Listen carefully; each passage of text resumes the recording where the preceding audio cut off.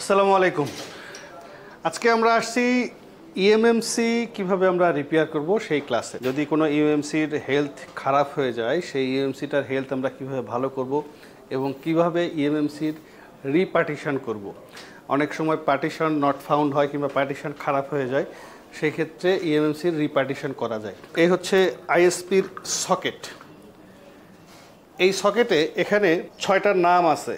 একটা নাম আছে কমান্ড, ক্লক, ডাটা, তারপর হচ্ছে 1.8 ভোল্ট, 2.8 ভোল্ট আর গ্রাউন্ড। এই জিনিসগুলোর সাথে আমরা পরিচিত না সবাই? আপনারা সবাই জানেন ডাটা, ক্লক, রিসেট, কমান্ড, এই জিনিসগুলো আমরা দেখে আসছি, তাই না? তো এই জিনিসগুলো লাগাই আমরা কাজ করব।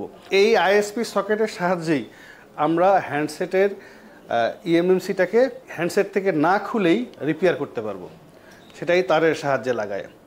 তো আমরা এই তারের সাহায্যে যদি লাগাই, এটার লাইনটা কিভাবে পাবো? এটা গুগলে সার্চ করলেই পাওয়া যায়। আবার আমরা যে স্কেমেটিক ব্যবহার করি বর্ণেও, সেই বর্ণেওতে এটার এই আইএসপি পিন আউট এই লাইনগুলো দেওয়া আছে। আর যদি আমি আইসি তুলে কাজ করতে যাই, তাহলে এটা হচ্ছে আইসি তুলে কাজ করানোর জিগ, ইএমএমসি সকেট। এখানে আপনি যদি ইএমএমসিটা তুলে এর ভিতরে আমি বসায় কাজ করতে পারবো, আর এটা দিয়ে আমি ইএমএমসি না তুলে কাজ করতে পারবো।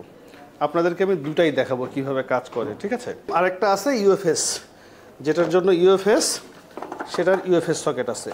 এটাও দেখতে একই রকম। এই হচ্ছে ইউএফএস সকেট, এর মধ্যে ইউএফএস লাগায় কাজ করতে হবে, ঠিক আছে?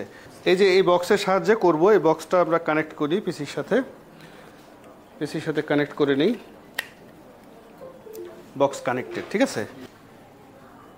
এই ইএমসিটা কত বিজিএ কেউ বলতে পারবেন? আমরা এখন ইএমসির হেলথটা চেক করব যে ইএমসিটার হেলথটা কেমন আছে। Warning, health report is very bad, exit is maximum estimate device life time শেষ। এই ইএমসির লাইফ টাইম একবারে শেষ হয়ে গেছে। এই যে খারাপ হয়ে গেছে, এটার ম্যানুফ্যাকচারার কি, কোম্পানির নাম দেখলাম আমরা স্যামসাং। এই স্যামসাংকে রিপার্টিশন করে আমরা সুন্দর করে এটাকে আবার ব্যবহারযোগ্য করতে পারবো। 10 থেকে 20% লাইফ টাইম ইউজ, ঠিক আছে? একবারে ভালো, নর্মাল আছে, ইনফরমেশন নর্মাল। এই যে ডিভাইস লাইফ টাইম 20% থেকে 30% ডিভাইস লাইফ টাইম ইউজ।